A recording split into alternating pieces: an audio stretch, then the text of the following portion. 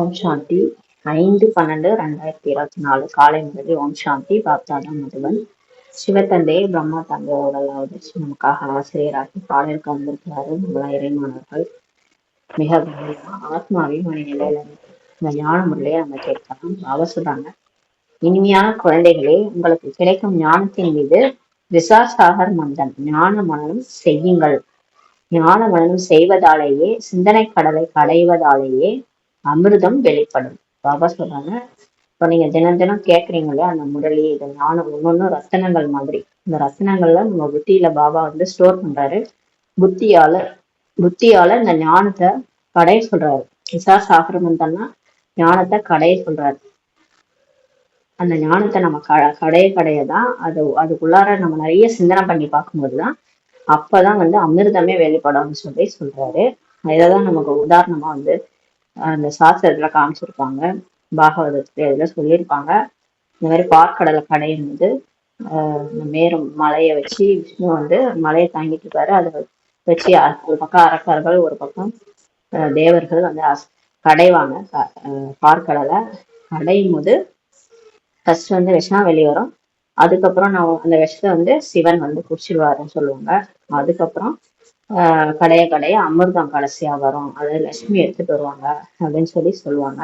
அதை அசுரர்களும் குடிச்சிருவாங்க அப்படின்ற மாதிரி சொல்லியிருப்பாங்க. அது இதனுடைய நம்மளுடைய விஷயம் தான். இது சங்கமேகத்துல பாபா நமக்கு கொடுக்குற அந்த முரளியை நம்ம சிந்தனை செய்யணும். சிந்தனை செய்ய இதுல ஆழமான ரகசியங்கள்லாம் வெளிப்படும். அது நமக்கு மனசுக்கு நிம்மதியை கொடுக்கும். நமக்கு அடுத்து என்ன நடக்க போகுது இது எல்லாமே நமக்கு தெரிய வரும். அப்ப அமிர்தமே வெளிப்படும் சொல்றாரு. கேள்வி: 21 பிறவிகளுக்கு செல்வம் நிறைந்தவர்களாக ஆவதற்கான சாதனம் என்ன? 21 பிறவிக்கு செல்வம் நிறையணும்னா அதுக்கான சாதனம். பதில்: ஞான ரத்தனங்கள் தான். இப்ப உங்களுக்கு செல்வம் வேணும்னா நீங்க முரளி தான் அதிகமா படிக்கணும். முரளி, அவ்யக்த முரளி, பாபா சொல்ற நிறைய ரகசியங்கள் எல்லாம் இதுல ஒளிஞ்சிருக்குது. இது நீங்க நிறைய படிக்க இதெல்லாம் ஒரு பாயிண்ட்டுமே பாபா சொல்லியிருக்காரு. லட்சக்கணக்கான ரூபாய்க்கு சமம்னு சொல்லியிருக்காரு. இது நீங்க எவ்வளவு சேர்த்துட்டு போறீங்களோ அவ்வளவு செல்வம் உங்களுக்கு 21 பிறவிக்கும் கிடையாது, 84 பிறவிகளுக்குமே உங்களுக்கு இதை வச்சுதான் உங்களுக்கு பணக்காரரா இருக்கிறீங்களே. அதாவது இந்த கடைசி பிறவில கூட நம்ம ஓரளவுக்கு செல்வமோட இருக்கணும்னா அது காரணம் நம்ம இந்த சங்கமேகத்துல நம்ம முரளி படிச்சதுனாலதான். பாபா சொல்றாங்க, ஞான ரத்தனங்கள் இதுதான் உங்களுக்கு செல்வம் நிறைந்தவரை ஆக்குது. எந்த அளவுக்கு நீங்கள் இந்த புருஷோத்தம சங்கமேகத்தில் ஞான ரத்னங்களை தாரணை செய்கிறீர்களோ, எந்த அளவுக்கு நம்ம இந்த புருஷோத்தம சங்கமேகம் நம்ம பாபா குழந்தையானவருக்கு எவ்வளவு நம்ம முரளி ஞான ரத்னங்களை தாரணை செய்யறோமோ. படிக்கிறது மட்டும் கிடையாது, அவர் சொல்றது எல்லாத்தையுமே வாழ்க்கையில தாரணை செய்யணும். தாரணை செய்றீங்களோ அந்த அளவு செல்வம் நிறைந்தவர்களாக ஆகிறீர்கள் சொல்லி பாபா சொல்றாங்க.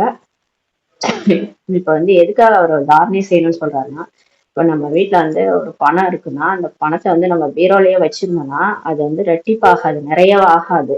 அதை நம்ம யூஸ் பண்ணாதான் அந்த பணத்தை நம்ம நிறைய பல மடங்கா ஆக்க முடியும். அதே மாதிரிதான் இந்த ஞான ரத்தனங்களும் புத்தியில இருக்குது. புத்தியில அப்படியே பீரோல பூட்டி வச்ச மாதிரி பூட்டி வச்சோம், தாரணை பண்ணலன்னா நமக்கு அது நம்மளால செல்வம் நிறைந்தாரா ஆக முடியாது. அதனாலதான் பாபா சொல்றாரு, நீங்க தாரணை பண்ணுங்க, மத்தவங்களுக்கும் சொல்லுங்க. உங்க வாழ்க்கையில எல்லாத்தையும் எத்தனை பேருக்கு நீங்க துக்கத்தை போக்குறீங்களோ, நீங்களும் துக்கமற்றவர்களா மாறி நிறைய பேரை துக்கம் இல்லாதவங்களா மாற்றும் போது உங்களுக்கு செல்வம் அதிகரிக்கின்றார். தற்போதைய ஞான ரத்னங்கள் அங்கு வைரம் வைரங்களாக ஆகி விடுகிறது. இப்போ இருக்கிற அந்த ஞான ரத்னங்கள் அப்படியே கன்வெர்ட் ஆயிடும். உச்சியில தான் ஸ்டோர் பண்ணிட்டு போறோம். ஆத்மால உடம்பு அழிஞ்சிடும். ஆத்மா தான் நம்ம போறோம். ஆத்மாலதான் மனசு புத்தி எல்லாமே இருக்கு. ஆத்மா என்ன எடுத்துட்டு போகுதுன்னா இதைதான் எடுத்துட்டு போகுது. நம்மளாம் வெறுங்கையோட போக மாட்டோம். போகும்போது இந்த முரளி பாயிண்ட்ஸ் எல்லாம் நம்ம புத்தியில இருக்கோம். இதெல்லாம் எடுத்துட்டு தான் நம்ம போறோம். இந்த ஞான ரத்னங்கள் அங்க போய் வைரம் வைரங்களாக ஆகிறதுன்னு சொல்றாரு. சொர்க்கத்துல அப்படியே வைர வைரங்களா மாறிடுது. ஆத்மா ஞான ரத்தனங்களை தாரணை செய்துவிடும் பொழுது, வாயிலிருந்து ஞான ரத்தனங்களை வெளிப்படுத்தும் பொழுது, ரத்தினங்களையே கேட்டுக்கொண்டும் கூறிக்கொண்டும் இருக்கும் பொழுது, அப்பொழுதுதான் அவர்களுடைய மகிழ்ச்சியான முகத்தின் மூலமாக தந்தையின் பெயரை புகழடையும். பாருங்க, எப்ப கடவுளுடைய பெயர் எல்லாருக்கும் தெரிய வரும்னா, நம்ம ஆத்மா எப்போ இந்த ஞான ரத்னங்களை தாரணை செய்து வாயில எப்ப பார்த்தாலும் ஞான ரத்னங்களே வெளிப்படணும், ரத்னங்களே கேட்டுக்கிட்டு முரளியே சொல்லிக்கிட்டு இருந்தோம்னா அப்போதுதான் நம்மளுடைய முகத்துல மகிழ்ச்சி வரும். மகிழ்ச்சியான முகத்தின் மூலம் கடவுளே வெளிப்படுவாரு. கடவுளுடைய புகழும் பெயரும் புகழடைகின்றாரு. அசுர குணங்கள் நீங்கிடும் போதுதான் செல்வம் நிறைந்தவராக ஆக முடியும். பாபா சொல்றாரு, எப்போ நமக்கு இந்த மாயாவுடைய அசுர குணங்கள் எல்லாமே போயிடுதோ அப்பதான் நம்மளால செல்வம் நிறைந்தவரா ஆக முடியுன்றாரு. ஓம் சாந்தி. தந்தை குழந்தைகளுக்கு ஞானம் மற்றும் பக்தி பற்றி இப்ப புரிய வைக்கிறார். சத்தியுகத்துல பக்தி இருப்பதில்லை என்பதை குழந்தைகள் அறிந்துள்ளார்கள். நமக்கு தெரியும் சத்தியுகத்துல பக்தி கிடையாது. பக்தி எப்ப ஆரம்பிக்குதுன்னா துவாபர யுகத்துல இருந்துதான் ஆரம்பிக்குது. நம்ம ஆத்ம உணர்வை வந்து தேக உணர்வுல வந்து கடவுள் யாருன்னு தெரியாம தேடி தேடி கோயில் கோயிலா அலையிறோம். கோயிலை கட்டுறதும் நம்ம தான், கோயிலுக்கு போய் அலையிறதும் நம்ம தான், எல்லாமே நம்ம தான். இந்த கடைசி விரை வரைக்கும் நம்ம அலைஞ்சிட்டோம். இவ்வளவு கோயில் அலைஞ்சு கடவுளை தேடணும். கடவுள் கடவுளை தேடுறது பக்தி. கடவுள் கிடைச்சிட்டாருன்னா அது ஞானம். இப்ப ஞானம் மற்றும் பக்தியை பாபா புரிய வைக்கிறாரு. ஞானம் வந்து சத்தியுகத்துல இருக்காது. ஏன்னா சத்தியுகத்துக்கு முன்னாடி சங்கம யுகத்துல அவங்க கடவுளை அடைஞ்சிட்டாங்கன்றதுனால சத்தியுகத்துல அவங்களுக்கு ஞானத்தினுடைய பலன் கிடைச்சிது. அதனால ஞானம் கூட சத்தியுகத்தில் கிடைப்பதில்லைன்றாரு. ஞானமும் இருக்காது, பக்தியும் இருக்காது சத்தியுகத்துல. அதோட பலன் தான் கிடைக்கும். ஞானத்தினுடைய பலன் தான் வந்து சத்தியுகத்துல நீங்க அடைவீங்கன்றாரு. கிருஷ்ணர் பக்தியும் செய்வதில்லை. கிருஷ்ணர் பக்தியெல்லாம் செய்ய மாட்டாரு. ஞானத்தின் புல்லாங்குழலையும் வாசிப்பதில்லை. அவர் ஞானமும் அங்க போய் முரளியெல்லாம் படிக்க மாட்டாரு. அவர் இங்கே படிச்சுட்டுதான் கிருஷ்ணர் ஆனாரு. முரளி என்றால் ஞானம் அளிப்பது. முரளியில் மந்திரஜாலம் என்ற பாடல் உள்ளது அல்லவா? இந்த புல்லாங்குழல்னாலே அது ஒரு அந்த இசையில மயங்கிருவாங்க கோப கோபின்னு சொல்லுவாங்கல்ல. முரளியில மந்திரஜாலம் இருக்கு. இப்ப பாபா சொல்ற இந்த முரளி கேட்கும் போது ஆத்மா சோகமா இருக்கிற கோழையா இருக்கிற ஆத்மாக்களும் சக்திசாலியா மாறிடுது. அதுதான் மந்திரஜாலம். எனவே அவசியம் ஏதோ மந்திரஜாலம் இருக்கும் அல்லவான்னு சொல்லி பாபா சொல்றாரு. மனிதர்கள் கிருஷ்ணர் புல்லாங்குழலை வாசித்துக் கொண்டிருந்தார் என நினைக்கிறார்கள். அவங்க நினைக்கிறாங்க அந்த முரளினா புல்லாங்குழல், அது கிருஷ்ணர் வாசித்தாருன்னு நினைக்கிறாங்க. அவருக்கு நிறைய மகிமை செய்யறாங்க. கிருஷ்ணருக்குள்ள நிறைய மகிமை பாடுறாங்க. கிருஷ்ணர் ஒரு தேவதையாக இருந்தார் என்று தந்தை கூறுகிறார். பாபா சொல்றாரு கிருஷ்ணருக்கு மகிமை இருக்குதான், ஆனா கிருஷ்ணர் வந்து தேவதையாக இருந்தார்னு கடவுள் சொல்றாரு. மனிதன் வந்து தேவதை, தேவதையிலிருந்து மனிதன் இவ்வாறு ஆகி கொண்டே இருக்கிறாங்கன்னு சொல்லி பாபா சொல்றாரு. தெய்வீக சிருஷ்டியும் இருக்கிறது. இந்த உலகம் வந்து ஃபர்ஸ்ட் நல்ல சிருஷ்டியா தெய்வீகமா இருந்தது. பின் மனித சிருஷ்டியும் இருக்கிறது. அதுக்கப்புறம் இந்த தெய்வீக குணங்கள் உள்ள மனிதர்கள் மாறி சாதாரண மனிதர்கள், அதாவது அசுர குணமுடையவர்கள் வந்துடுறாங்க. அப்ப மனித சிருஷ்டியா இருக்கிறதுன்றாரு. இந்த ஞானத்தினால் மனிதன் வந்து தேவதை ஆகுறீங்க. எப்ப நீங்க இந்த ஞானத்தின் மூலமா தான் மனுஷன் வந்து தேவதை ஆகுறீங்கன்றாரு. சத்தியுகமாக இருக்கும்போது இந்த ஞானத்தின் ஆஸ்தி ஆகும். இந்த சத்தியுகத்துல இந்த உலகம் சத்தியுகமா சொர்க்கமா இருக்கும்போது அது வந்து ஞானத்தினுடைய ஆஸ்தின்னு சொல்றாரு. இங்க நம்ம எவ்வளவு பாபா கிட்ட வாங்கிட்டு போனோம். இப்பதான் சிவன் நமக்கு படி அளக்குறாரு. இந்த ஞானம் தான் அவர் வந்து படி அளக்குறது. நம்ம எந்த அளவுக்கு அதை தாரணை செய்யறோம், எந்த அளவுக்கு புத்தியில ஸ்டோர் பண்றோமோ அவ்வளவு நம்ம அடையிறோம். அதனாலதான் சிவன் படி அளக்கிறாருன்னு சொல்லியிருக்காங்க. இது ஞானத்தின் ஆஸ்தி தான் வந்து நம்ம சத்தியுகத்துல கிடைக்குது. சத்தியுகத்தில் பக்தி இருப்பதில்லை.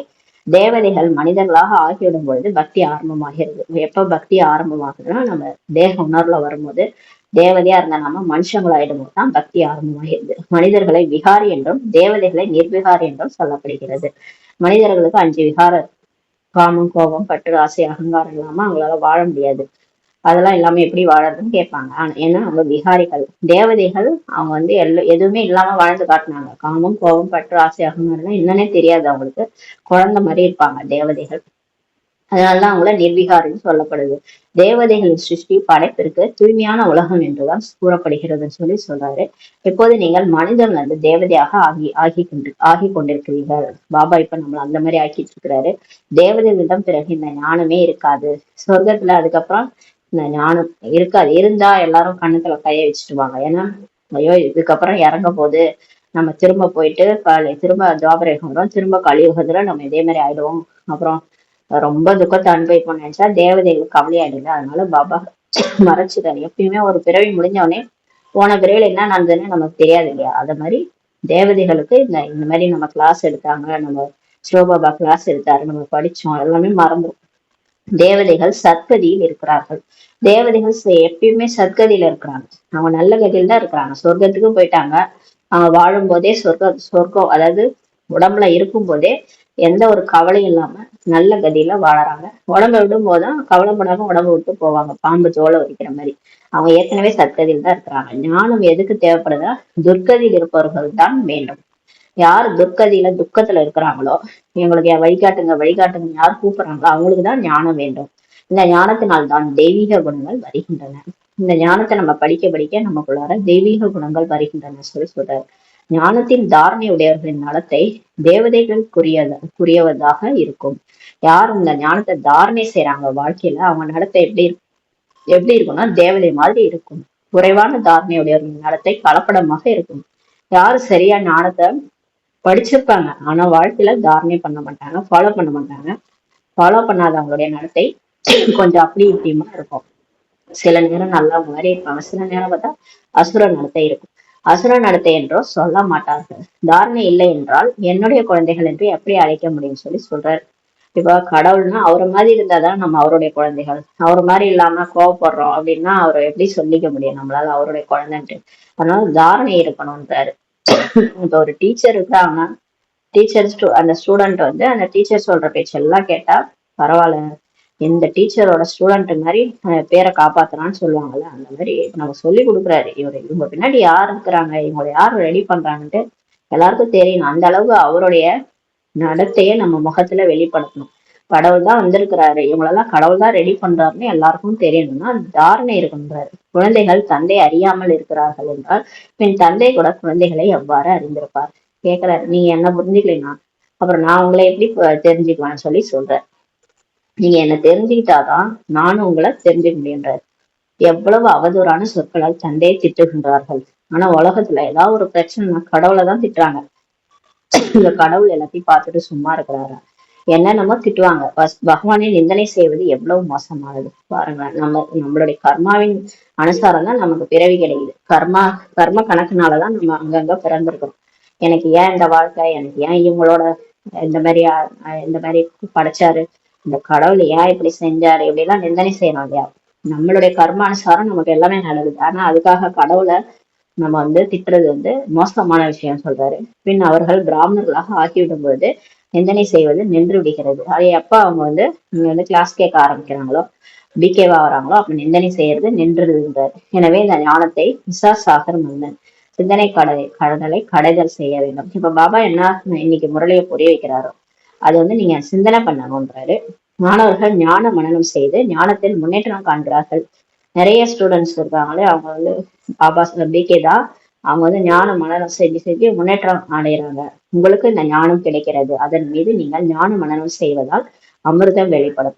பாபா சொல்றாரு, எவ்வளவு நமக்கு என்ன புண்ணியம் பண்ணிருமோ தெரியாது. இந்த கடைசி பிரிவுல சங்கம் யுகத்துல நமக்கு பாபா கிடைச்சிருக்காரு, பாபாவுடைய ஞானம் கிடைச்சிச்சு. இதை சிந்தனை செய்ய செய்ய உங்களுக்கு அமிர்தம் வெளிப்படும் சொல்லி பாபா சொல்றாரு. ஞான மனனம் ஆகவில்லை என்றால் பின் என்ன மனனம் ஆகும் பாபா கேக்குறது. சரி, ஓகே, இப்ப நீங்க ஞானத்தை சிந்தனை பண்ணலாம், வேற என்னத்த உங்க புத்தி சிந்தனை பண்ணிட்டு இருக்கும் பாபா கேக்குறாரு. என்ன மனனம் ஆகும்? அசுர சிந்தனையின் மனனம். அப்ப என்ன பண்ணுவோம், நம்ம அந்த குப்பைகளை தான் சிந்தனை பண்ணிட்டு இருக்கோம். இது நடந்தது, அது நடந்தது, அவங்க இப்படி பேசினாங்க, இவங்க அப்படி பேசினாங்க, இவங்க ஏன் என்னை பத்தி இப்படி குறை சொல்லிட்டு இருக்காங்க, இந்த மாதிரியான விஷயங்கள்லாம் வந்து மாயை. இது வந்து அசுர சிந்தனையின் மனனம். அதனால் குப்பை தான் வெளிப்படும். இதுல இருந்து என்ன ஆகும், ஆத்மால இருக்கிற பேட்டரி சக்தி வந்து குறைஞ்சிரும். ஆத்மால வந்து என்ன இருக்காது, பாபாவுடைய சக்தி இறங்காது. பாபா ஞானத்தை சிந்தனை பண்ணா பாபா வெளிப்படுவாரு, பாபா நினைக்கலாம், சக்தி கொடுப்பாரு ஆத்மாவுக்கு. நம்ம இந்த மாதிரி தண்ணியை கடையிற மாதிரி அந்த விஷயம் இந்த விஷயம் அந்த விஷயங்களுக்கு பின்னாடி ஓடிட்டு இருந்தோம்னா குப்பைதான் வெளிப்படும்ன்றாரு. இப்போது நீங்கள் ஈஸ்வரிய மாணவர்கள் ஆவீர்கள். இப்ப நம்ம எல்லாம் வந்து ஈஸ்வரிய ஸ்டூடெண்ட், இறை மாணவர்கள். மனிதர்களில் இருந்து தேவதையாக ஆவதற்கான கல்வியை தந்தை இப்ப கற்பித்துக் கொண்டிருக்கிறார் என்பதை அறிந்துள்ளீர்கள். தேவதைகளோ கற்பிக்க மாட்டார்கள். இப்ப தேவதையாகனா தேவதை வந்து கிளாஸ் எடுக்க மாட்டாங்க, கடவுள் வந்து கிளாஸ் எடுத்து அவரை மாதிரியே ஆக்கி தேவதையா ஆக்குறாரு. தேவதைகளுக்கு ஒருபோதும் ஞான கடல் என்று சொல்லப்படுவதில்லை. எந்த ஒரு தேவதை, கிருஷ்ணரை கூட நம்ம ஞான கடல்னு சொல்ல முடியாது. தந்தை தான் ஞான கடல். அந்த ஒரு நிராகார் பரம்பிதா பரமாத்மா தான் ஞான கடல். சிவனை தான் சொல்லுவாங்க ஜோலியை நிரப்புறாரு, புத்தியை நிரப்புவாரு, படி அளக்குறாரு. படி எப்படி அளக்குற, ஞானத்தை தான் கொடுக்குறாரு. அது அவரு என்ன படி வந்து என்ன அரிசி மூட்டையை எடுத்துன்னு வந்து எல்லாரும் கொடுக்க போறாரு? அவருக்கு உடம்பே கிடையாது, அவர் புள்ளியா இருக்கிறாரு, அவர் பிறப்பிறப்புலாம் வர்றதில்லை, அவர் என்ன கொடுப்பாரு, அப்புறம் எப்படி நிரப்புறாரு? இதெல்லாம் யோசிக்கணும். படி அளக்குறாருன்னா எப்படி சிவன் படி அளப்பாரு? அவர் தான் வந்து பிறப்பிறப்புலயே வர்றதில்லை, பரமாத்மான்னு சொல்றோம். அவர் எப்படி படி அளப்பாருன்னு யோசிக்கணும். அவர் வந்து ஞான கடல், இதுக்கெல்லாம் சிந்தனை செய்யணும். அவர் வந்து ஞான கடல், அப்ப ஞானத்தை தான் கொடுக்குறாரு. அப்ப இந்த கடைசி பிரிவுல நம்ம சங்கமேகத்துல இந்த ஞானம் இந்த பிரம்மா வாய் மூலமா நமக்கு கிடைக்குது இல்லையா, இந்த ஞானத்தை தான் நமக்கு படி அளக்கிறாரு. எனவே நமக்குள் அனைத்து தெய்வீக குணங்களும் உள்ளனவா என்று உங்களிடம் கேட்க வேண்டும். இப்ப கேளுங்க, எனக்குள்ளார எல்லா தெய்வீக குணங்களும் இருக்குதா அப்படின்னு கேளுங்க. ஒருவேளை அசுர குணம் உள்ளது என்றால் அவற்றை நீக்கிட வேண்டும் சொல்லி பாபா சொல்றாரு. நீங்க பாருங்க, நமக்குள்ளார வந்து கோபம் இருக்கா, பேராசை இருக்கா, அகங்காரம் இருக்கா, நான் நம்ம ஏதாவது பேசுறோமா, எனக்கு தெரியும், எல்லாம் நான் தான் செய்வேன். எல்லாமே நம்ம வந்து சில விஷயங்கள் வந்து அந்த நான் புடிச்சிட்டு இருக்கோம். அது வந்து தேக அபிமானம். அது எல்லாருக்குமே இருக்கும், குழந்தையில இருந்து பெரியவங்க வரைக்கும். நான் செய்யறதுதான் ரைட்டு. ஒரு சின்ன விஷயம் கூட, ஒரு சாம்பார்ல ஒரு உப்பு போறது கூட எனக்கு தெரியும் வாயை போலன்னு சொல்லுவோம். இந்த மாதிரி விஷயங்கள்லாம் கூட நான்ற வார்த்தைகள் வருது. அது கூட அகங்காரம் தான். அதெல்லாம் பாபா சொல்றாரு, இந்த அகங்காரம் எனக்குள்ளார இருக்குதா, இந்த அசுர குணங்கள் ஏதாவது இருக்குதா, அந்த காமம், கோபம், பற்று, ஆசை, அகங்காரத்துல ஏதாவது ஒண்ணு அம்சம் எனக்குள்ளார இருக்கான்றத செக் பண்ணுவேன். அப்போதுதான் தேவதை ஆகிவிடுவீர்கள். இதெல்லாம் நம்ம பார்க்கலன்னு வச்சுக்கோங்க, கடைசி நேரத்துல இறப்பு வரும்போது நம்ம பார்க்காமலே அது தங்கிரும். அப்ப அந்த அவகுணத்தோட நம்ம போகும்போது ஃபெயில் ஆயிரும். அப்ப பாபா சமான் ஆக முடியாது. பிரம்மா பாபா சமான் ஆனாதான் நம்ம போய் லட்சுமி நாராயணன் ஆக முடியும். இல்லைன்னா நமக்கு வந்து பதவி குறைஞ்சிரும். அதனால பாபா சொல்றாரு, அப்போ நீ பிரஜை இல்ல வேலைக்காரன் அந்த மாதிரி பதவி கிடைக்கும். அப்பதான் நீங்க தேவதை ஆயிடுவீங்கன்ற சொல்றாரு. இப்போது நீங்கள் புருஷோத்தம சங்கம் யுகத்துல இருக்கிறீங்கன்னு சொல்லி பாபா சொல்றாரு. புருஷோத்தமராக ஆக்கிட்டு இருக்கிறீங்க. இதுக்கு பேர் ஏன் புருஷோத்தமனா, புருஷன ஆத்மா, ஆத்மா உத்தமமா ஆயிட்டு இருக்குது. இப்ப நீங்க ஆத்மா உத்தமமா ஆகிக்கிட்டு இருக்கிறீங்கன்றாரு. எனவே வாயுமண்டலம் கூட மிகவும் நன்றாக இருக்க வேண்டும். அப்ப நீங்க இருக்கிற இடம் எப்படி இருக்கணும்? நீங்க ஆத்மா உத்தமமா மாறிட்டு இருக்கீங்க. அப்ப வந்து நீங்க இருக்கிற இடம் எப்படி இருக்கணும்? உங்க வாயுமண்டலம் கூட மிகவும் நன்றாக இருக்கணும். சீச்சி விஷயங்கள் வாயிலிருந்து வெளிப்படக்கூடாது. நம்ம ஆத்மா உயர்ந்தவங்களா தேவதை மாதிரி ஆயிட்டு இருக்கும் போது இந்த சீச்சியான விஷயங்கள், இந்த உலகிய விஷயங்கள், அதை பேசுறத காதுல கேட்க முடியாது, அந்த மாதிரியான விஷயங்கள் வாயிலிருந்து வரக்கூடாது. இல்லை என்றால் குறைவான தரத்தினர் என்று கூறப்படுவார்கள். அப்ப நம்மள என்ன, அந்த சாதாரண மனுஷங்க தான் அந்த மாதிரி பேசுவாங்க இல்லையா? அப்ப அந்த குறைவான தரத்தினர்ட்டு சொல்லுவாங்க. வாயுமண்டலத்தினால் உடனே தெரிந்து விடுகிறது. வாயிலிருந்து வார்த்தைகளே துக்கம் தரக்கூடியதாக வெளிப்படுகிறது. இப்ப அந்த வாயு நம்ம இருக்கிற இடத்த வச்சே நம்ம தெரிஞ்சுக்கலாம். நம்ம உள்ள நுழையும் போதே அந்த இடம் எப்படி இருக்கு அப்படின்றத நம்ம வைப்ரேஷன் வச்சு கண்டுபிடிச்சிடலாம். வாயிலிருந்து வார்த்தைகள் வருதுல்ல, பேசுறதே துக்கம் தரக்கூடியதா வெளிப்படுதுன்றார் பாபா. குழந்தைகளாகி நீங்கள் தந்தையின் பெயரை விளங்க வைக்க வேண்டும். பாபா இப்ப நம்மள செலக்ட் பண்ணிருக்கிறாரு. ஆனா மோசமானவங்க தான் செலக்ட் பண்ணிருக்கிறாரு. நல்லவங்க அப்படியே அவர் வந்து செலக்ட் பண்ணது என்ன, சொர்க்கத்துல தேவதைகளை செலக்ட் பண்ணாரு, கலியுகத்துல இருக்கிற முள்ளுக்காடை தான் செலக்ட் பண்ணிக்கிறாரு. முள்ளதான் செலக்ட் பண்ணி மலராக்குறாரு. அதனால நம்மள மாத்திட்டு இருக்கிறாரு. இப்ப நீங்க வந்து தந்தையின் பெயரை விளங்க வைக்கணும்னு சொல்லி சொல்றாரு. அவர் பெயரை கெடுத்துடக்கூடாது. எப்போதும் முகம் மகிழ்ச்சியுடன் கூடியதாக இருக்க வேண்டும். நம்ம முகத்தை பார்த்தாலே எல்லாருக்கும் பிடிக்கணும். அந்த மாதிரி மகிழ்ச்சியா இருக்கணும்ன்றாரு. வாயிலிருந்தும் எப்போதும் ரத்தினங்கள் தான் வெளிப்படும். வாயை திறந்தா ஞானம் தான் வெளியே வரணும். அந்த தேவையில்லாத பழைய விஷயங்கள், துக்கம் தரக்கூடிய விஷயங்கள், அடுத்தவங்களை கவலைப்படுற வைக்கிற மாதிரியான வார்த்தைகள், பழசையே பேசி பேசி அதையே ஞாபகப்படுத்தி அவங்களை அழ வைக்கிறது, இது மாதிரிலான வார்த்தைகள்லாம் வரவே கூடாது. வாயிலிருந்து எப்பவுமே ஞான ரத்னங்கள் தான் வெளிப்படணுன்றாரு. இந்த லட்சுமி நாராயணர் எவ்வளவு மகிழ்ச்சியான முகத்துடன் இருக்கிறாங்க பாருங்க. இந்த லட்சுமி நாராயணன் பார்க்கும் போதே அந்த போட்டோவை பாருங்க, எவ்வளவு அழகா இருக்கிறாங்க. இவர்களுடைய ஆத்மாக்கள் ஞான ரத்தினங்களை தாரணை செய்து இருந்தார்கள். ஏன் அவங்க முகம் அப்படி பிரகாசமா இருக்குன்னா, அவங்க சங்கமேகத்துல பாபா சொன்ன முரளியை படிச்சு படிச்சு அதை தாரணை பண்ணியிருந்தாங்க வாழ்க்கையில. அதனாலதான் அவங்க முகம் அப்படி இருக்குது. வாயிலிருந்து இந்த ரத்தனங்களை வெளிப்படுத்தி இருந்தார்கள். அதே மாதிரி அவங்க நிறைய பேருக்கு ஞானம் சொன்னாங்க. எல்லாருக்கும் ஞானத்தை சொல்லி சொல்லி புரிய வச்சாங்க. எல்லாரையுமே துக்கத்துல இருந்து விடுபட வச்சாங்க. அதனாலதான் அவங்க லட்சுமி நாராயணன் ஆனாங்க. அவங்களுக்கு வாயை திறந்தாலே ஞான ரத்தினங்கள் தான் வந்தது. அதனாலதான் அவங்க லட்சுமி நாராயணன் ஆனாங்கன்றாரு. ரத்தினங்களையே கேட்டும் கூறிக்கொண்டும் இருந்தார்கள். இப்படி எப்படி எல்லாம் சொல்லி புரிய வைக்கிறார் பாருங்க. அது மாதிரி நம்மளையும் ஆக சொல்றாரு. அது மாதிரி அவங்க எப்பயுமே அந்த சங்கம யுகத்துல அந்த ரத்தனங்களையே கேட்டு மத்தவங்களுக்கு சொல்லிட்டு இருந்தாங்க. எப்படி பிரம்மா பாபா அம்மாலாம் அந்த ஞானத்தையே கேட்டு ஞானத்தை சிந்தனை பண்ணி மத்தவங்களுக்கும் ஞானத்தையே சொல்லிட்டு இருந்தாங்க. இந்த பழைய விஷயம், மத்த விஷயம், அக்கா பக்கத்து வீட்டு விஷயம், அந்த மாதிரி விஷயம் எல்லாம் பேசல அவங்க. அவங்க வந்து வெறும் ஞானத்தை தான், முரளியை தான் பேசிட்டு இருந்தாங்க. எவ்வளவு குஷி இருக்க வேண்டும் பாபா சொல்றாரு. அப்ப ஞானத்தையே சிந்தனை பண்ணா எவ்வளவு குஷி இருக்கும். இப்போது நீங்கள் எடுக்கும் ஞான ரத்தனங்கள் பிறகு உண்மையான வைரம் வெளிரங்களாக ஆகிவிடுகின்றன. இப்ப நம்ம எடுக்கிற இந்த ஞான ரத்தனம் என்னவாயிடுது, இது நம்ம சாதாரணமா நினைச்சுக்கிறோம். இது என்ன ஒரு புக்கு தானே, 4 பேஜ் தானே அப்படின்லாம் நம்ம படிக்க கூடாது. இது வந்து ஒன்னொன்னு சிவ பகவானுடைய மகா பாக்கியம். இது ஒன்னொன்னு ஒரு லட்சக்கணக்கான ரூபாய்க்கு சம. இதனால ஆத்மா வந்து தூய்மையாகுது, ஆத்மாவுக்கு சக்தி கிடைக்குது இந்த ஒரு வார்த்தையாலையும். அப்ப ஆத்மா எடுத்துக்கிற ஒரு விஷயமும் அப்படியே அடுத்த பிறவில அதுக்கு வைரம் வைடூரியமா மாறிடும்ன்றாரு. 9 ரத்னங்களின் மாலை ஒன்றும் வைரவடிவமானது கிடையாது. ஆனா அந்த 108 மணி மாலை, அந்த 9 ரத்னங்களின் மாலை, அந்த மாலை ஒன்றும் வைர வைடூரியமானது கிடையாது. இவை சைத்தன்ய உயிருள்ள ரத்னங்களின் மாலை ஆகும். அந்த 9 ரத்தனம் 108 மணி மாலை இருக்குல்ல, அது உயிரோட இருக்கிற ரத்தனங்களின் மாலை, அதாவது ஆத்மாக்களின் மாலை. அது யாரெல்லாம் உருகி உருகி பாபாவை நினைச்சாங்களோ அவங்களதான் கோக்குறாரு மாலையில. அந்த மாலையில கோர்த்து அவங்களதான் வந்து 108 மணி மாலையா ஆக்குறாரு. அதுல 8 மணி 9 மணி மாலை வந்து ரொம்ப சிரேஷ்டமானது. ஏன்னா அதுல வந்து அவங்க வந்து பாசித்தானர் ஆகி போறாங்க. அதாவது கடைசியா இறக்கும் போது பாபா நினைவுல சரீரம் விட்டுறாங்க. அதனால அவங்க பாசித்தானர். மனிதர்கள் பின் அந்த ரத்தினங்கள் என்று நினைத்து மோதிரங்கள் ஆகியவை அணிந்து கொள்கிறார்கள். மனுஷங்க இப்ப நவரத்ன மோதம் அணிஞ்சுக்கிறாங்க. ஆனா அது ரத்னம்னு நினைச்சு அணிஞ்சுக்கிறாங்க. உடனே உண்மையா பாத்தீங்கன்னா அது வந்து கல்லு ரத்தனம் கிடையாது, அது சைத்தன்ய ரத்தனம். அதாவது ஆத்மாக்களின் ரத்தனம் வந்து எந்த ஆத்மாலும் அந்த அளவுக்கு உருகி பாபா நினைச்சாங்களோ அவங்களுடைய நினைவார்த்தம் தான் அந்த நவரத்ன மோதம். ஞான ரத்தனங்களின் மாலை இந்த புருஷோத்தம சங்கமிகத்தில் தான் அமைகிறது. அந்த ரத்தினங்களின் மாலை எப்ப வந்து உருவாகுதுன்னா இப்பதான் உருவாகுதுன்றாரு. இந்த ரத்தினங்கள் தான் 21 பிறகுக்கு செல்வம் நிறைந்தவர்களாக ஆக்கிவிடுகிறது. இந்த முரளி நம்ம கேட்கறோம்ல, இது ஒண்ணு ரத்தனம். இந்த ரத்தினங்கள் தான் வந்து, அதனாலதான் பாபா வந்து வைர வியாபாரியை தேர்ந்தெடுத்து அவர் உடம்புல வந்திருக்கிறாரு. அவர் வைர ரத்தினங்களை தானே வியாபாரம் பண்ணாரு. அப்ப பிரம்ம பாபாவுக்கு தெரியும் அந்த இந்த ஒண்ணும் அதனாலதான் அவர் வந்து அந்த வைர வியாபாரத்தை விட்டுட்டு இந்த வியாபாரம் செய்ய ஆரம்பிச்சிட்டாரு. சிவனோட வியாபாரத்தை நம்ம பண்ணுவோம், நம்ம அந்த சோழி பின்னாடி போகணும்ட்டு அந்த வியாபாரத்தை விட்டுட்டு இந்த ரத்தினங்கள் வியாபாரத்தை செய்ய ஆரம்பிச்சிட்டாரு. பாபா சொல்றாரு, இந்த ஞான ரத்தினங்கள் ஒன்னொன்னும் 21 பிறவிகளுக்கு நம்மள செல்வம் நேர்ந்தவர்களா ஆக்கிறது. இந்த செல்வத்தை யாருமே கொள்ளடிக்க முடியாது. இப்ப இந்த முரளி நம்ம புத்தியில ஸ்டோர் பண்ணிக்கிறோம்ல, யாராவது இந்த பாயிண்ட எனக்கு கொடுன்னு புடுங்கி வச்சுக்க முடியுமா நம்மள்ட்ட இருந்து? யாருமே புடுங்கிக்க முடியாது. அந்த மாதிரி இது போய் ஸ்டோர் ஆகுது புத்தியில. இப்ப நீங்க கையில ஒரு 10 ரூபா வச்சிருந்தீங்க, ஒரு 100 ரூபா வச்சிருந்தீங்கன்னா யாராவது புடிங்கி போயிடுவாங்க. ஆனா இந்த ஞான ரத்தினங்களை உங்கள்ட்ட இருந்து யாராலையும் அபகரிக்க முடியாதுன்னு சொல்றாரு. இங்கு அணிந்தார்கள் என்றால் உடனே யாராவது கொள்ளையடித்து விடுவார்கள். இங்கெல்லாம் நம்ம நகை போட்டுட்டு போனோம்னா அவ்வளவுதான், கழுத்துல இருக்கிறத அறுத்து கொலையும் பண்ணிடுறாங்க. அந்த மாதிரிலாம் நடக்குது. எனவே தங்களை மிக மிக அறிவாளியாக ஆக்க வேண்டும் சொல்றாரு. பாபா சொல்றாரு, இப்ப நீங்க அறிவாளித்தனமா இருங்க, புத்திசாலித்தனமா இருங்க, சோழி பின்னாடி போகாதீங்க. இந்த ஞான ரத்தனங்களை எவ்வளவு தாரணை பண்றோமோ அவ்வளவு செல்வம் நமக்கு நிறையும்.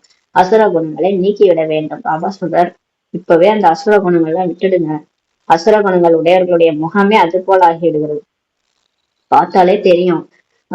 காமம், கோபம், பற்று, ஆசை, அகங்காரம் இருக்கிறவங்களுக்கு அந்த முகமே காட்டி கொடுத்துருன்றாரு.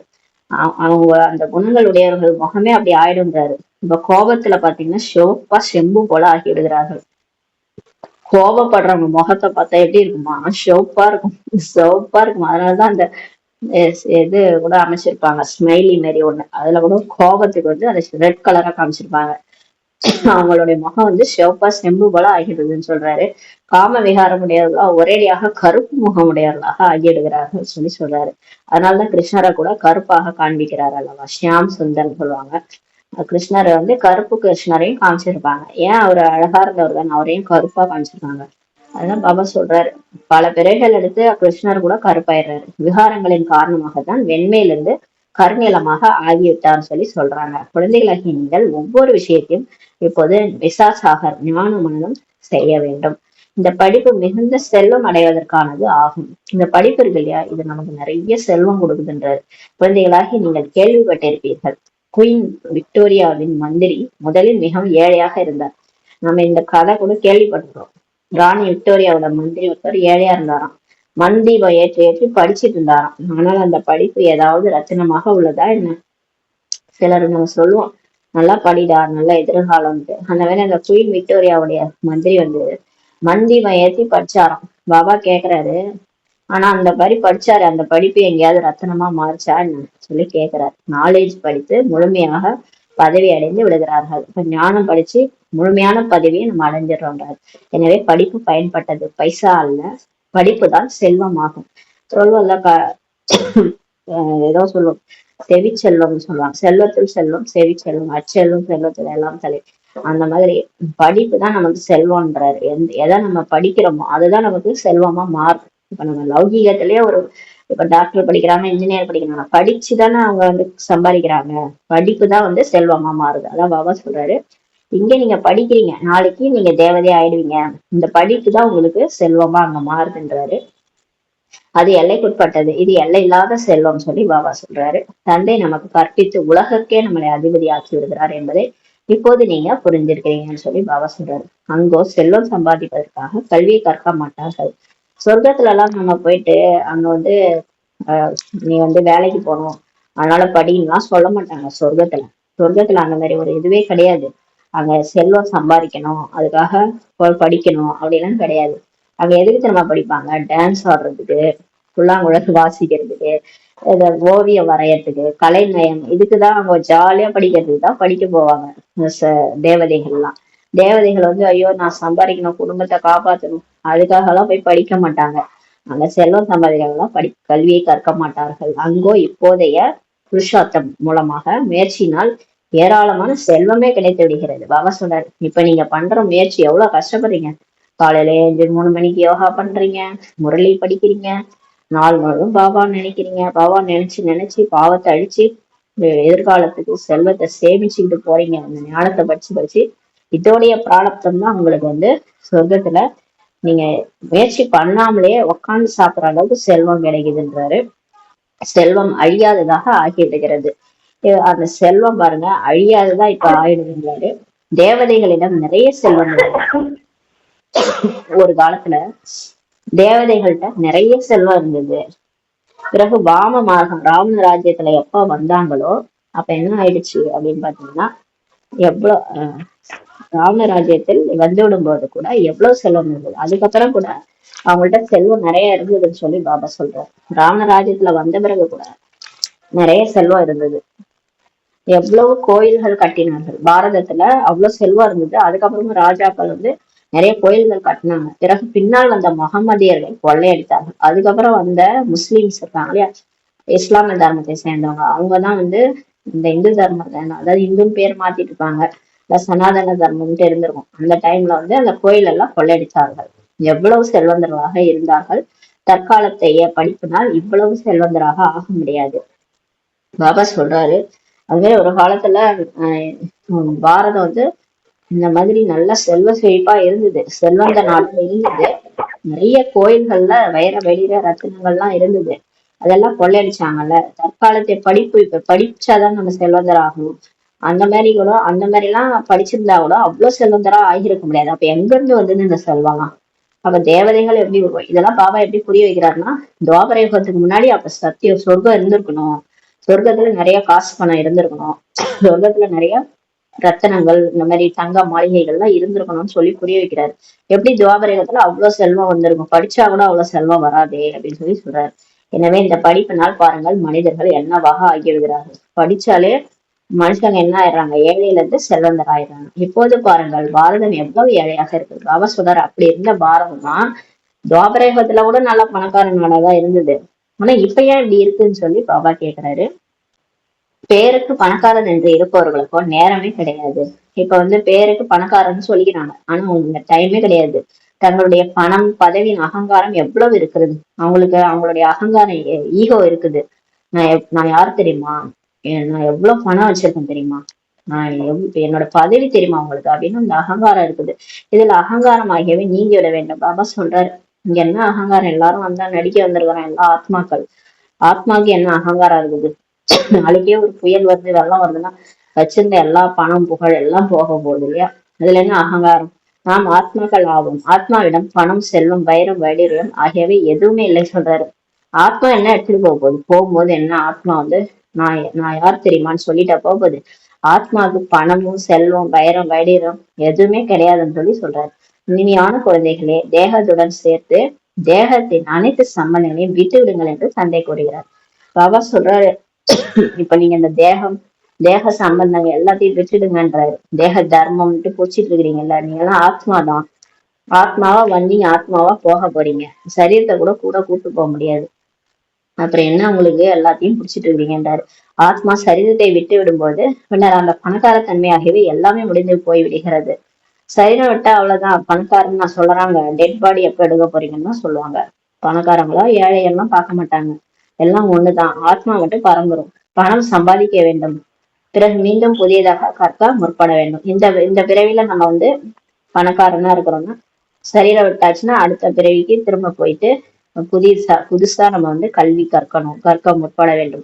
பணம் சம்பாதிக்க வேண்டும் சொல்லி பாபா சொல்றாரு. திரும்பவும் பணம் சம்பாதிக்கணும். அப்ப போயிட்டு குழந்தை வந்து நான் போன பிரிவுல பணக்காரன்னு சொன்னா அந்த பணம் எல்லாம் வந்துருமா? வராது இல்லையா? திரும்ப தான் சம்பாதிக்கணும், திரும்ப எல்கேஜில இருந்து படிக்கணும்.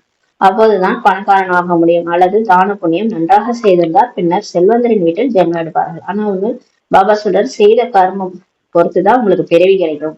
இப்ப நீங்க நல்ல தான புண்ணியம் செஞ்சிருந்தீங்கன்னா நீங்க பிறக்கிற இடமே நல்ல பணக்கார வீட்டுல பிறப்பீங்கன்னு சொல்லி சொல்றாரு. அப்படின்னா கவலை இல்லாம நம்ம இருக்கலாம். இது முந்தைய கர்மங்களின் பலன் என்று சொல்லுவாங்க. புண்ணியவதி, புண்ணியம் செஞ்சிருக்காங்க அப்படின்னு சொல்லுவாங்கன்னா அவங்க போன ஜென்மத்துல ஏதோ நிறைய தான புண்ணியம் செஞ்சிருக்காங்க, ஹெல்ப் பண்ணிருக்காங்க, எல்லாருக்கும் கஷ்டப்படுறவங்களுக்கு காசு கொடுத்துருப்பாங்க, கஷ்டப்படுறவங்களுக்கு உதவி பண்ணிருப்பாங்க, சாப்பாடு போட்டிருப்பாங்க. அதனால அவங்களுக்கு அடுத்த ஜென்மத்துல அதனுடைய பலன் கிடைச்சிருக்கின்றது. ஞானத்தின் தானம் அளித்தார் அல்லது கல்லூரி தர்ம சத்திரங்கள் ஆகியவை அமைத்தார்கள் என்றால் அதற்கு பலன் கிடைக்கிறது. இப்ப வந்து நம்ம எஜுகேஷன் இன்ஸ்டிடியூஷன் கட்டுறோம், காலேஜ் கட்டுறோம், இல்ல தர்ம சத்திரங்கள் எல்லாம் கட்டுறோம்னா அதுக்கு தகுந்த பணம் வந்து பலன் வந்து அடுத்த பிறவில கிடைச்சிடும் சொல்லி சொல்றாரு. ஆனால் குறுகிய காலத்திற்காக தான் கிடைக்கும். இந்த தான புண்ணியங்கள் ஆகியவை கூட இங்குதான் செய்யப்படுகிறது. பாபா சொல்றாரு, இந்த தான புண்ணியங்கள்லாம் உடம்புல இருந்துட்டு இங்கதான் நம்ம செய்யணுன்றாரு, சத்தியபத்தில் செய்யப்படுவதில்லை. இந்த தான புண்ணியங்கள் கூட சொர்க்கத்துல யாருமே செய்ய மாட்டாங்க, இல்ல துவாபரேக கலியுகத்துலதான் செய்வாங்கன்னு சொல்லி பாபா சொல்றாரு. சொர்க்கத்துல தான புண்ணியம் செய்ய மாட்டாங்க. ஏன்னு பாத்தீங்கன்னா எல்லாருமே பணக்காரங்களா இருப்பாங்க. அப்புறம் எங்க இருந்து போய் நம்ம மத்தவங்களுக்கு கொடுக்கறது? நம்ம பிரஜைகள் கூட நல்லா பணக்காரங்களா, பணக்கார பிரஜை ஏழை பிரஜைன்றாலும் அங்க தேவைன்றதே இல்லாத மாதிரி இருக்கும். எல்லாருக்குமே எல்லாம் பெற வேண்டும்னு ஒரு பாட்டு இருக்குல்ல, அந்த மாதிரி எல்லாருக்குமே எல்லாமே கிடைச்சிருக்கும்னு சொல்லி பாபா சொல்றாரு. இந்த சத்தியுகத்தில் நல்ல கர்மங்களை செய்கின்றனர். பாபா சொல்றாரு, சொர்க்கத்துல எல்லாரும் நல்ல கர்மங்கள் தான் செய்யறாங்க. ஏனெனில் இப்பொழுதுனுடைய ஆசை தான் அவங்களுக்கு கிடைச்சிருக்குது. இப்ப அவங்க என்ன, இப்ப பாபா நம்மளை மாத்துறாரு இல்லையா? இப்ப முரளி கேட்டு, ஞானம் கேட்டு, நம்ம சிந்தனை பண்ணி, தாரணை பண்ணி, தெய்வீக குணங்களோட சரீரம் விடுறோம். விடும்போது அப்ப நல்லவங்களா தானே இருக்கணும். இங்க இருந்து நம்ம நல்லவங்களா போறோம் சொர்க்கத்துக்கு. அதனால நம்ம நல்ல கர்மங்களே அங்கேயும் செய்யறோம், அக்கர்மா செய்யறோம், ஆத்ம உணர்வுல செய்யறோம். அதனால இப்போதைய ஆஸ்தி தான் நமக்கு அங்க கிடைச்சிருக்குதுன்றாரு. அங்க எந்த ஒரு கர்மமும் விக்கிரமமாக ஆகாது. சொர்க்கத்துல பாவ கர்மமே இருக்காது. ஏன்னா இங்கேதான் மாத்திடுறாருல நம்மள, பாடம் எடுத்து பாவ கர்மம் செய்ய விடாத பண்ணிடுறாரு. அதனால அங்க எல்லாமே அகர்மமா இருக்குன்றாரு. ஏனெனில் ராவணனே அங்க கிடையாது. ஏன்னா அங்க வந்து இங்கே அழிச்சிடுறாரு, முழு உலகத்தையும் அழிச்சு விநாசம் பண்ணிட்டு அந்த காம கோபம் பற்று ஆசை அகங்காரத்தை அழிக்கிறதுக்காக முழு உலகத்தையும் அழிச்சிடுறாரு பாபா. அதனாலதான் விநாசம் நடக்குது. விநாசத்துல எல்லா மனிதர்களும் அழிஞ்சு போகும்போது கூடவே சேர்ந்து இந்த ராவணனும் அழிஞ்சிருக்கு. காமம் கோபம் பற்று ஆசை அகங்காரம் உள்ள மனிதர்களே இருக்க மாட்டாங்க. விகாரத்தில் செல்வதால் விகாரி கர்மங்கள் ஆகிவிடுகின்றன. ஆனா இப்போதைய நேரத்துல இந்த 2500 வருஷம் விகாரத்துல போகிறதுனால செய்யற வேலை எல்லாமே தப்பு தவறாவே ஆயிடுது. விகாரி கர்மங்கள் தான் செய்யறாங்க. விகாரத்தினால் விகாரமங்கள் ஆகின்றன. இந்த விகாரத்தினாலதான் அந்த 5 விகாரம், காமம் கோபம் பற்று ஆசை அகங்காரத்தினால்தான் செய்யற வேலை எல்லாமே பாவ கர்மமா எடுத்துன்றாரு. சொர்க்கத்தில் எந்த ஒரு விகாரமும் ஆவதில்லை. சொர்க்கத்துல இந்த விகாரமே கிடையாதுனால அங்க விகர்மமே நடக்காது, பாவமே இருக்காது. எல்லாமே கர்மங்களை பொறுத்ததுதான் ஆகுன்றார் பாபா. சொல்ற நம்ம அனுபவிக்கிறது ஒரு விஷயமும் நம்ம கர்மாவை பொறுத்துதான்றாரு. இந்த மாயை ராவணன் அவகுணமுடையவனாக நம்மளை ஆக்குகின்றான். தந்தை வந்து நம்மளை சர்வ குண சம்பன்னமாக சர்வ குணங்களில் நிறைந்தவராக நம்மளை ஆக்குகிறார். ராம வம்சத்தினர் மற்றும் ராவண வம்சத்தினருக்கு யுத்தம் நடக்கிறது. இப்ப நமக்கு வந்து பாபா நம்மள ஒரு பக்கம் மாத்திருக்கிறார், இன்னொரு பக்கம் அந்த ராவணன் ராஜ்யம் நடக்குது. இதனிடையே யுத்தம் நடக்குதுன்றாரு. நீங்கள் ராமரின் குழந்தைகள் ஆவீர்கள். ஆனா நீங்க எல்லாருமே பாபாவுடைய, ராமர் சிவபாபாவுடைய குழந்தைகள். எவ்வளவு நல்ல நல்ல குழந்தைகள் மாயையிடம் தோற்று போகி விடுகிறார்கள். பாபா பாருங்க, செலக்ட் பண்ணி அவ்வளவு தூரம் அந்த குழந்தைகளை மாற்றலாம்னு நினைச்சா அவங்களே வந்து நல்ல நல்ல குழந்தைகள் தான் மாயாட்ட தோத்துடுறாங்க. பாபா பேரை கூறுவதில்லை. பாபா பேர் சொல்ல மாட்டாரு. பேர் சொன்னா அவங்களுக்கு அப்புறம் வச்சு என்ன பாபா நம்ம பேரை சொல்லிட்டாரு அப்படின்ட்டு கவலையாயிடும். அதனால சொல்ல மாட்டாரு. பிறகும் நம்பிக்கை வைக்கிறார். இருந்தாலும் பாபா வந்து எல்லா குழந்தைகள் மேலும் நம்பிக்கையை சுபபானே சுப ஆசையை வைக்கிறார். தாழ்ந்ததிலும் தாழ்ந்தவர்களுக்கு முன்னேற்ற வேண்டியுள்ளதுன்னு சொல்லி சொல்றாரு. யாரா இருந்தாலும் சரி அவங்களுக்கு வந்து சுபபாவனை வச்சு நல்ல மாதிரியாவே முன்னேற்றம் வைக்கிறாரு. தந்தை முழு உலகையும் முன்னேற்ற வேண்டியிருக்கிறது. அவருடைய வேலையே என்ன, அவர் என்ன செய்யறாருன்னு எல்லாரும் கேக்குறாங்களே. அவர் எவ்வளவு பெரிய காரியம் பண்ணிட்டு இருக்கிறாரு. அவர் தான் எல்லாத்தையும் செஞ்சுட்டு இருக்கிறாரு. முழு உலகத்தையும் முன்னேற்ற வேண்டி இருக்கிறது. ராவனுடைய ராஜ்யத்தில் அனைவரும் அதோகதியை அடைந்துட்டுள்ளார்கள். இப்ப இந்த ராவனோட சங்கத்துல போய் எல்லாரும் என்ன ஆயிட்டோம், நம்ம கதி அதோ கதி ஆயிடுச்சுன்றாரு. தந்தையோ தப்பித்திருக்கவும் மற்றவர்களை காப்பாற்றுவதற்குமான யுக்தியை வழிமுறைகளை அனுதினம் புரிய வைத்துக் கொண்டே இருக்கிறார். இப்ப என்னன்னா பாபா நம்மளையும் மாத்துறாரு, மத்தவங்களையும் மாத்துறதுக்கான முயற்சியை நமக்கு சொல்லி கொடுக்குறாரு. நீங்களும் தப்பிச்சுக்கங்க, மத்தவங்களையும் காப்பாத்துங்க, அதுக்கான யுக்தி வழிமுறை தான் நான் டெய்லி சொல்லி புரிய வச்சுட்டு இருக்கேன்னு சொல்றாரு. பிறகும் விழுந்து விடுகிறார்கள் என்றால் தாழ்ந்தலும் தாழ்ந்தவர்களாக ஆகிவிடுகிறார்கள். இருந்தாலும் பாபா பேச்சு கேட்காம முரளியை தொட்டு கூட பார்க்காம விட்டா நம்ம என்ன பண்ண முடியும்? அவங்களும் வந்து மற்றவங்களும் கூட இருக்கிறவங்களையும் காப்பாற்ற முடியல. அப்புறம் பற்று வச்சுக்கிட்டு அதோ கதின்னு அழ வேண்டியதுதான். ஐயோ இப்படி ஆயிடுச்சு இப்படி ஆயிடுச்சுன்னா நம்ம கடவுள் வழிபடி நடந்தா அவர் காப்பாத்துறாரு. இப்ப இந்த புயல்ல கூட ஸ்ரீமத் படி நம்ம நடக்கிறோம்னா நமக்கு வந்து பாதுகாப்பு குடைநிழலா இருக்கிறாரு. அந்த அளவுக்கு நமக்கு வந்து துக்கம் வரல. துக்கம் வருதுனாலே நம்ம வந்து பாபாவுடைய ஸ்ரீமத் படி சரியா நடக்கல, அதனாலதான் நமக்கு துக்கம் வருதுன்னு. அதனால பாபா சொல்றாரு, பிறகு விழுந்துடுறாங்கன்னா தாழ்ந்ததும் தாண்டவராக ஆகிறாங்க. அவர்கள் பின் இந்த அளவுக்கு முன்னேற முடியாமல் இருப்பார்கள். அப்ப அந்த மாதிரி இருக்கிறவங்க விழுந்து போடுறாங்க, முன்னேற முடியாம இருப்பாங்க. அதாவது என்ன பண்ண முடியாது, யோகா பண்ண முடியாது, முரளி கேட்க முடியாது, முன்னேற முடியாதுன்றாரு. ரேஸ்ல ஓட முடியாது. அந்த தாழ்ந்து விட்ட தன்மை உள்ளுக்குள் உதித்து கொண்டே இருக்கும். நம்ம தவறு பண்ணிட்டோம்ட்டு உள்ளுக்குள்ளார அந்த மனசாட்சி உறுத்திக்கிட்டே இருக்கும். எப்படி கடைசி நேரத்தில் யார் எப்படி எண்ணுகிறார்களோ என்று கூறுகிறார்கள். சொல்லுவாங்க, சாகும்போது சங்கரா சங்கரா, கடைசியா நீ கடவுள் நினைச்சா அவர்கிட்ட போக முடியாது. முன்னாடில இருந்தே நம்ம வந்து அவரை நினைக்கணும், அப்பதான் நம்ம வந்து சத்கதி அடைய முடியும். நீண்ட கால புருஷார்த்தம்ட்டு பாபா அதனால சொல்லுவார். அது மாதிரி கடைசி நேரத்துல அந்துமதி சோகதி, நம்ம என்ன நினைக்கிறோமோ அதுவே நம்மளுடைய அடுத்த பிறவின்னு சொல்லி பகவத்கீதையில கூட இருக்குது. கடைசியில மனைவியை நினைக்கிறவங்க அவ்வளவுதான், முடிஞ்சு போச்சு. இந்த மாதிரி எதையுமே நம்ம கடைசி நேரம் அந்த புத்தியில அந்த நினைவு வரக்கூடாது. ஏன்னா கடவுள் நினைச்சானா நமக்கு நல்ல கதி கிடைக்கும்னு சொல்லி சொல்றாரு. அவர்களுடைய புத்தியில் அந்த தாழ்ந்து விட்ட தன்மை தான் நினைவுக்கு வந்து கொண்டே இருக்குன்னு சொல்லி சொல்றாரு. இப்ப நம்ம தவறு பண்ணோம்னா அந்த கடைசி நேரத்துல அந்த தவறு தான் நமக்கு புத்தியில வந்துட்டே இருக்கும்னு சொல்லி சொல்றாரு. அதனாலதான் காசிக்கு போய் சரீரம் விடுறாங்களாம், அங்க போய் தங்குவாங்களாம் ரூம்ல. அங்க போயிட்டு அவங்களுக்கு அந்த யம தூதர்கள் சொல்றது வந்து இந்த வீண் எண்ணங்கள் தான், நம்ம செஞ்ச தவறுதான் யம தூதர்களா வந்து நம்மள உறுத்திக்கிட்டே இருக்குமா கடைசியில. அப்ப வந்து நான் இவங்களுக்கு இந்த மாதிரி பண்ணிட்டேன், இவங்களுக்கு கஷ்டம் கொடுத்துட்டேன் அப்படின்ற காட்சிகள் அவங்க வந்துட்டே இருக்குமா. அப்புறம் அவங்களெல்லாம் கூப்பிட்டு வந்து அவங்கள்ட்ட மன்னிப்பு கேட்பாங்களாம். அது முன்னாடியே வாழும் போதே வாழ்ந்திருக்கலாம்ல, நல்லா நல்ல மாதிரியா வாழ்ந்துட்டு போயிருக்கலாம்ல.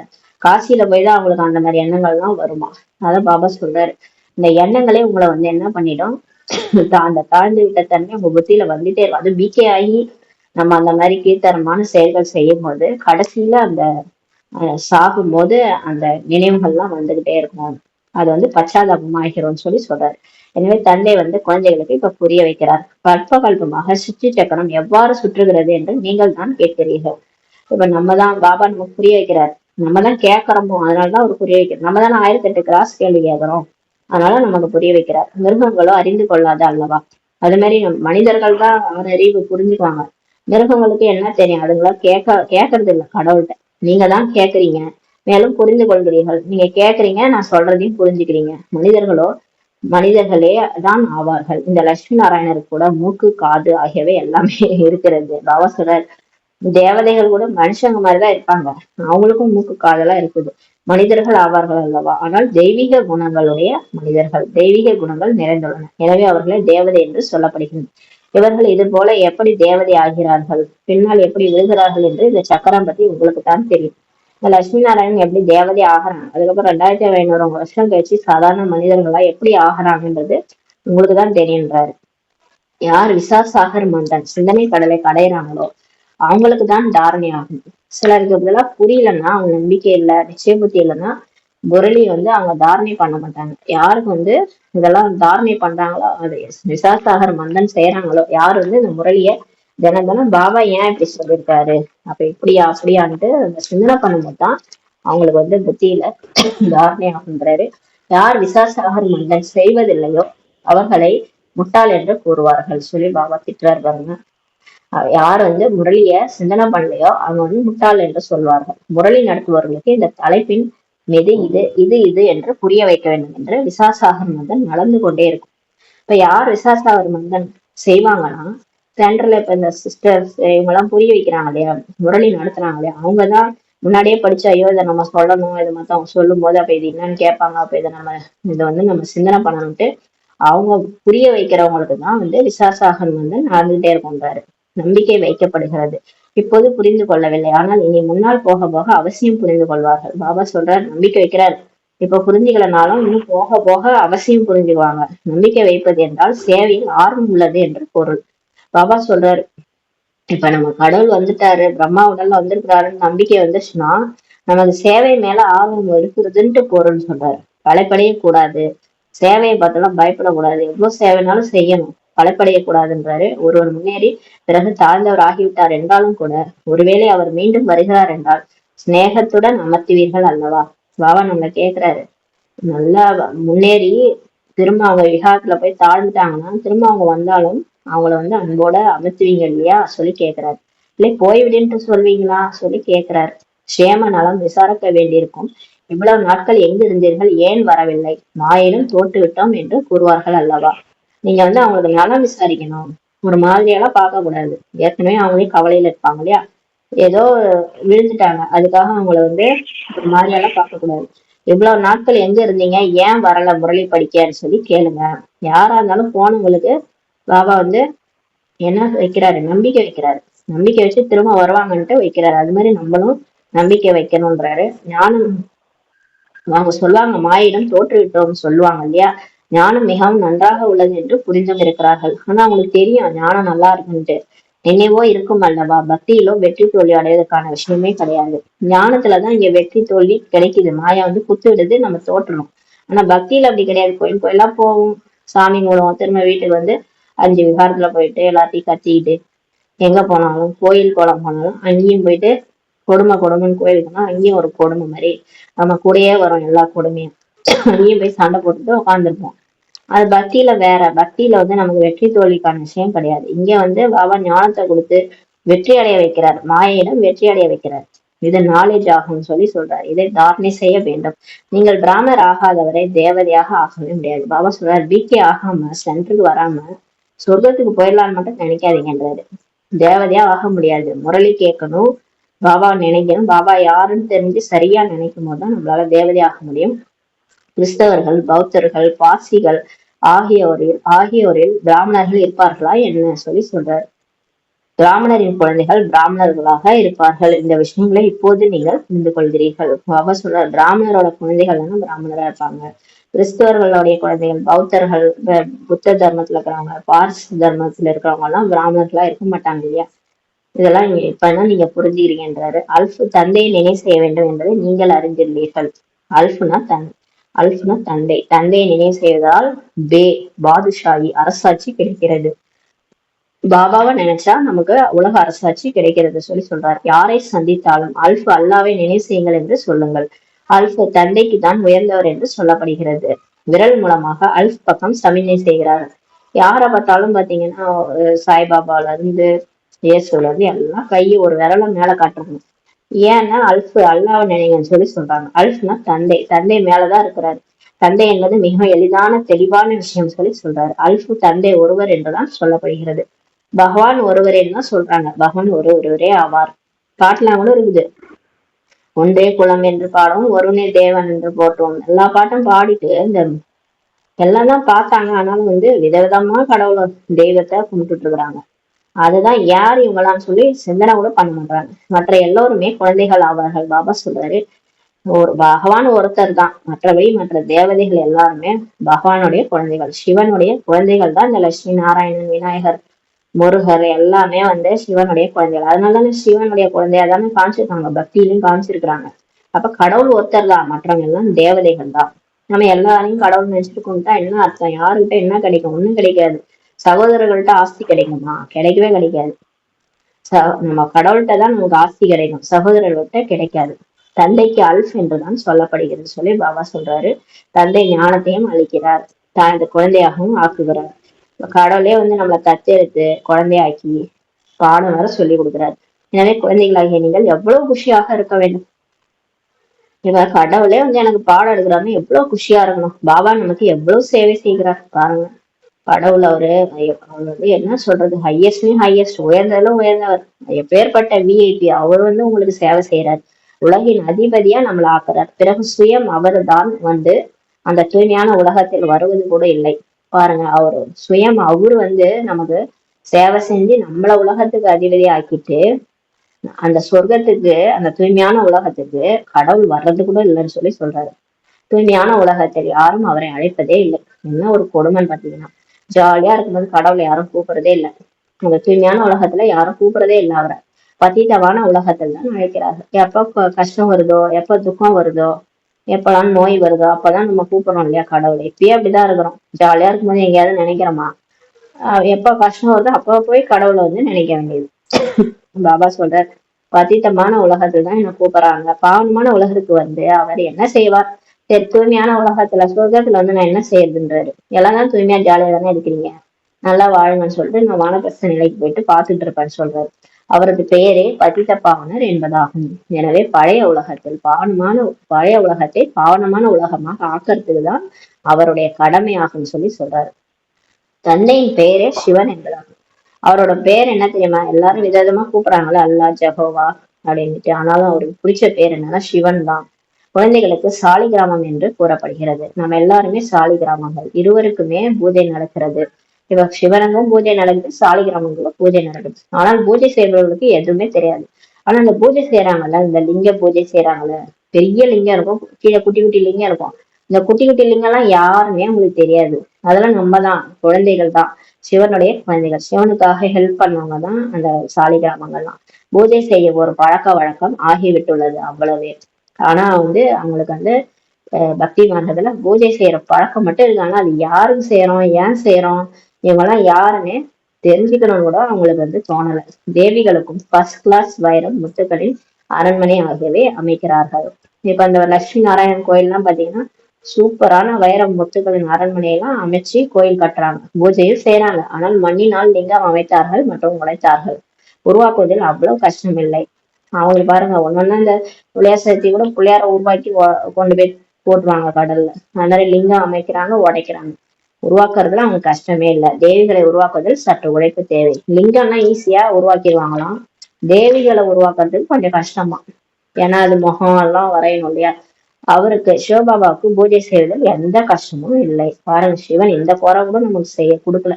அவருக்கு பூஜை செய்யறதுல எந்த கஷ்டமும் இல்லை, இலவசமாக கிடைக்கிறது. கற்கள் தண்ணீரில் தேய்ந்து தேய்ந்து உருண்டையாக ஆகிவிடுகிறது. இப்ப சிவபாபா அந்த லிங்கம் எப்படி உருவாகுதுன்னா, கல்லு தண்ணியில தேஞ்சு தேஞ்சு, கல்லு வந்து தண்ணியில தேஞ்சு தேஞ்சு உருண்டையா ஆகிடுதான். அந்த உருண்டையா இருக்கிறது அப்படியே வச்சு சிவலிங்கமா வழிபடுறோமா. முழுமையாக முட்டை வடிவமானதாக ஆக்கி விடுகிறார்கள்.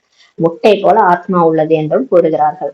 அப்படியே முட்டை மாதிரி ஒரு லிங்கத்தை உருவாக்கி வச்சு பூஜை செஞ்சுட்டு முட்டை மாதிரி ஆத்மா இருக்குதுன்னு சொல்லிடுறாங்க.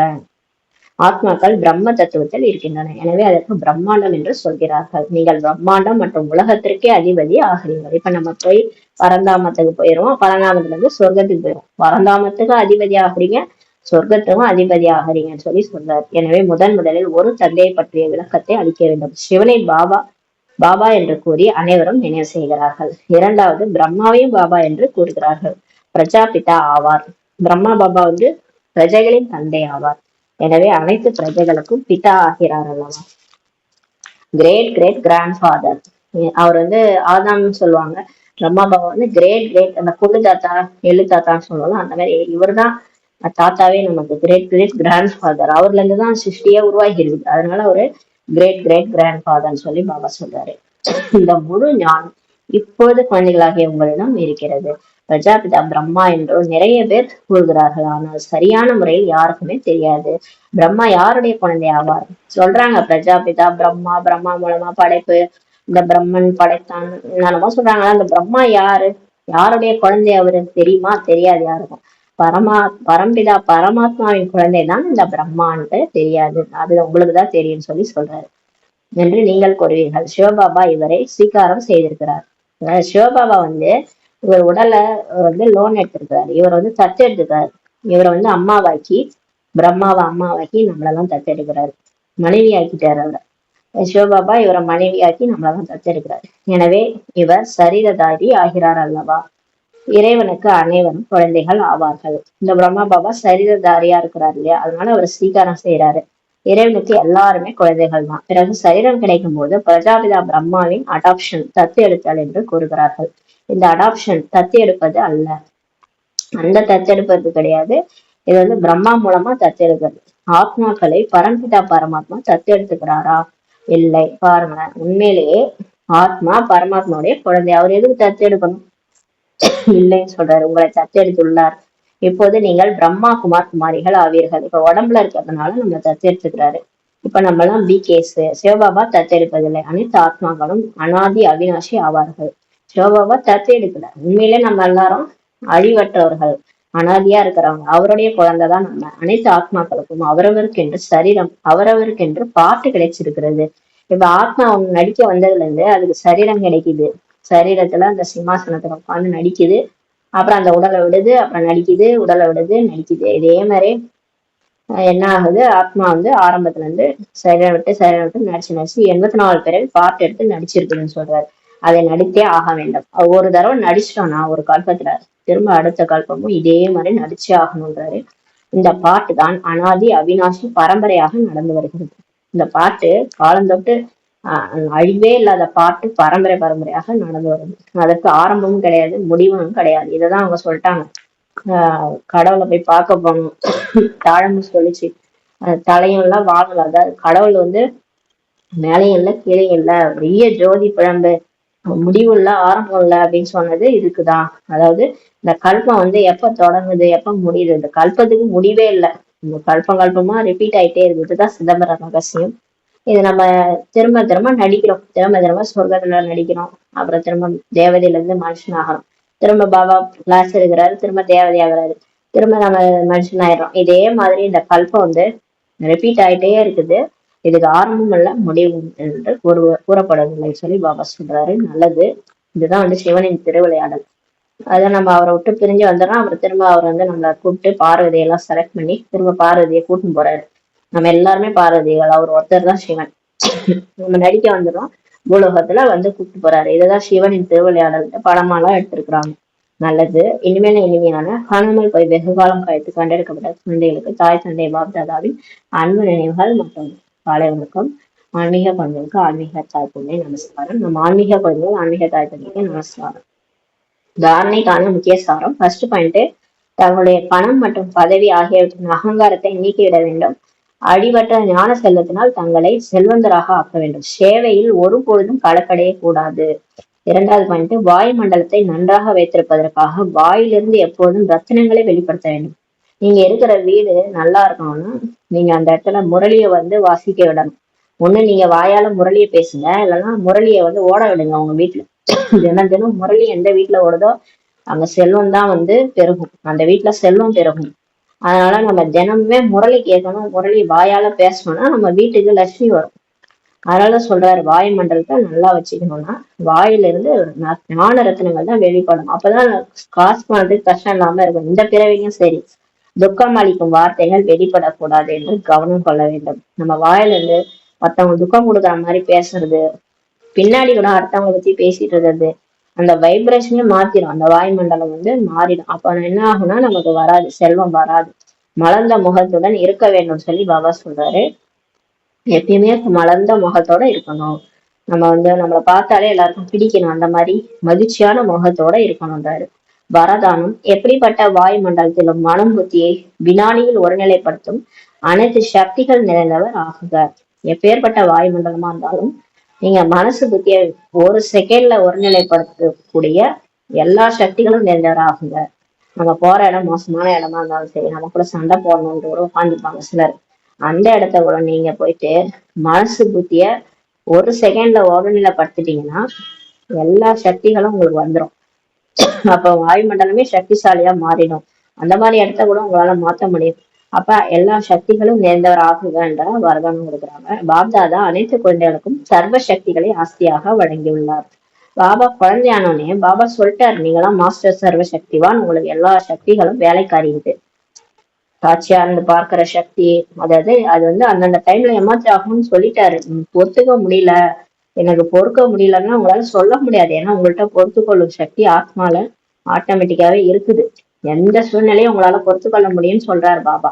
எனக்கு வந்து பகுத்தறிய தெரியல, எனக்கு நல்லவங்க யாரும் கெட்டவங்க யாரும் தெரியல நீங்க சொல்லாதீங்க. உங்களுக்குள்ளார பகுத்தறிவு சக்தி இருக்குது. இயல்பாவே பாபா குழந்தை ஆன பிறகு நமக்கு எல்லாமே வந்துடுது, எல்லாமே எமர்ஜ் ஆயிடுதுன்ற. நீங்க யூஸ் பண்றது இல்லைன்னு சொல்லுங்க, அதோட ரைட்டு. ஆனா சக்திகள் இல்லைன்னு மட்டும் சொல்லாதீங்க. உங்க ஆத்மால எல்லா சக்தியும் ஆஸ்தியாக பாபா குடுத்துட்டாரு. நீங்க அதை யூஸ் பண்ணுங்க. யூஸ் பண்ணலனால ஐயோ நான் ஏமாந்துட்டேன், நல்லவங்கன்னு நினைச்சேன் ஏமாந்துட்டேன்னு சொல்றீங்கன்னா நீங்க உங்க சக்தியை யூஸ் பண்ணல, நீங்க பகுத்தறிவு சக்தி யூஸ் பண்ணாதனால ஏமாந்துட்டீங்க. அது மாதிரி எல்லா சக்திகளுமே உங்களுக்கு இருக்குதுன்றார் பாபா.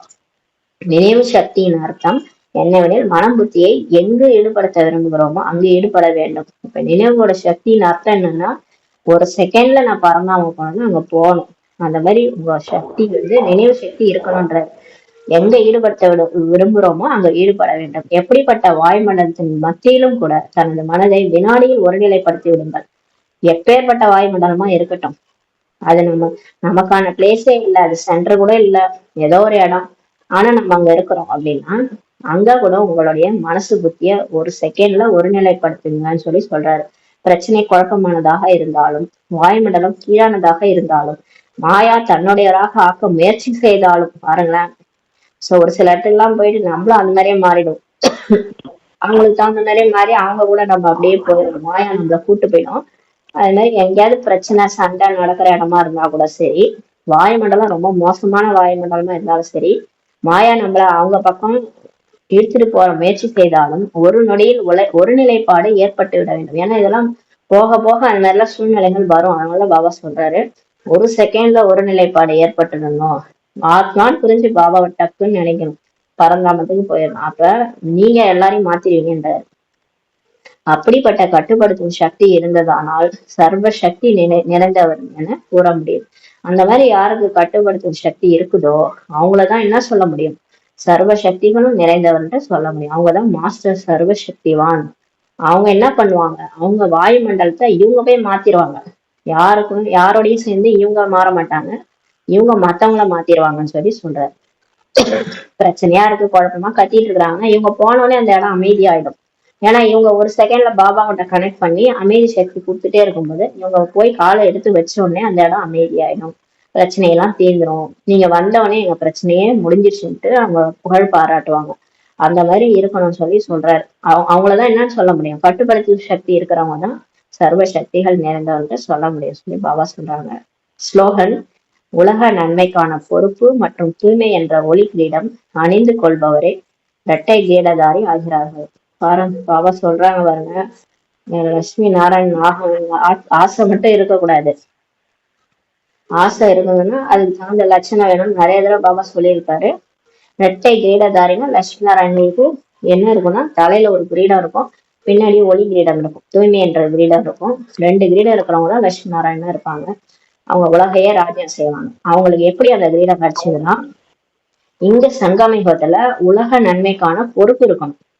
இப்ப பாபா நம்மளுடைய அப்பா, அவர் என்ன எதுக்காக வந்திருக்கிறாருன்னா, அவர் உலகத்தை மாற்றுறதுக்காக வந்திருக்கிறாரு, உலக நன்மைக்காக வந்திருக்கிறாரு.